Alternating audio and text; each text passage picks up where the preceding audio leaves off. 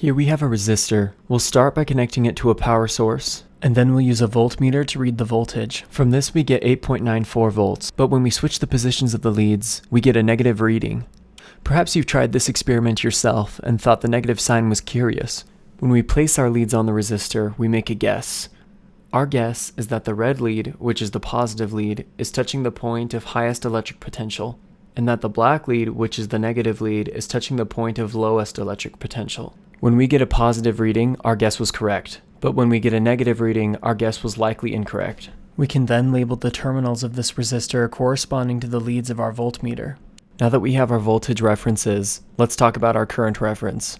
We could choose to point our current reference from high potential to low potential, or we could choose to point it from low potential to high potential. These measurement setups have names. The first is passive sign convention. In addition to guessing which side is higher in potential, we also make a guess that current is flowing from high potential to low potential, much like it would in a passive component like a light bulb or a resistor. The second convention is called active sign convention. In addition to guessing which side is higher in potential, we also guess that current flows from low potential to high potential, much like it would in a battery being actively charged. Now let's take a look at the full circuit. We'll assume that charge flows from high potential to low potential. We can then draw an arrow through this resistor based on this reference. Then we can draw a current arrow through our battery based on the same reference. In our circuit we have two components, a voltage source and a resistor. Now we'll abstract away the identity of the components with these boxes. This component follows passive sign convention, whereas this component follows active sign convention. Passive sign convention will be the basis upon which we derive our positive power equation. To clarify what this means exactly, we'll look at the Pythagorean theorem. A squared plus b squared is equal to c squared is the conventional way in which we write the Pythagorean theorem. The model above corresponds to this equation. The model on the right has subtle differences compared to the first model. To compensate for these changes, the corresponding equation must also be changed. Here we are presented with two models that differ slightly. Their corresponding equations must also have subtle differences. The model on the right represents passive sign convention. This is because our current reference points from our positive voltage reference to our negative voltage reference. The corresponding power equation is power is equal to current times voltage. The model on the left represents active sign convention. It differs from passive sign convention because our current reference points from negative voltage to positive voltage references. To accommodate this change, the corresponding power equation must also change. In this scenario, the power equation is negated. This equation seems simple enough, but you might be surprised to learn that this is a topic of confusion among beginning students. We'll have some practice problems to help clear this up. One final note. When you calculate the power of a component, if the power is positive, this means the component is absorbing power. If the power is negative, this means the component is generating power. Now let's move on to our practice problems. We'll start with level 0. If our resistor follows passive sign convention, draw a current arrow pointing through the terminals in the direction of this convention. Okay, hopefully you had a chance to pause the video. If you drew your current arrow pointing from positive to negative, you are correct. Nice job completing level 0. Let's keep going.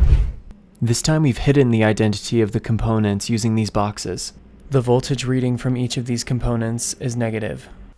If this is the direction of our current reference, which component is following passive sign convention? Also, which component is absorbing power and which component is generating power? Pause the video and try this problem out on your own. When solving this problem, you might find it helpful to draw current arrows through each component. When we do this, we can clearly see that the component on the left is following passive sign convention. As such, its power equation does not have to be negated. The component on the right, however, follows active sign convention. Therefore, its corresponding power equation must be negated. The product on the left is negative power. The product on the right is positive power. Therefore, the component on the left is generating power, and the component on the right is absorbing power. Alright, here's level 2.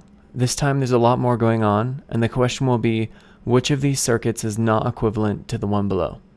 Here's a little helpful hint for this problem. If you come across a negative number, simply switch the direction of the current or the polarity of the voltage to return the number to its positive value. Now going back to our problem, pause the video and make sure you can do it yourself. Alright, so starting with A, we see that current is negative, so we'll switch the direction of the arrow. Next with B, we see that both numbers are negative, so we'll just have to switch the polarity of the voltage and the direction of the current. Now for C, we just need to switch the direction of the current, and for D, we just need to switch the polarity of the voltage. Now when we inspect A, B, and D, we notice that they are the same as our example circuit, because current flows through the negative terminal out the positive terminal, whereas the current for C flows through the positive terminal and out the negative terminal. Therefore, the correct answer is C. Now let's move on to the last problem. This problem will be a similar format to the last one, only this time we're dealing with power. What is the power output generated by these circuits?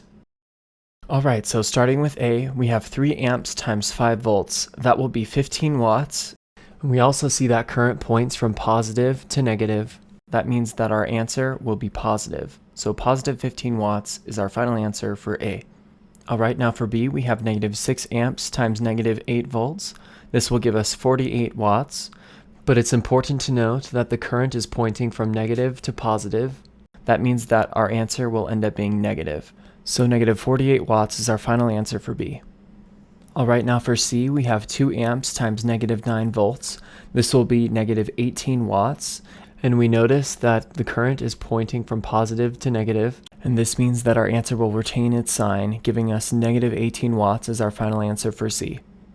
Alright, now finally for D, we have 1 amp times 1 volt. This will give us 1 watt. And since the current points from negative to positive, we have to negate our answer, giving us negative 1 watt as our final answer for D.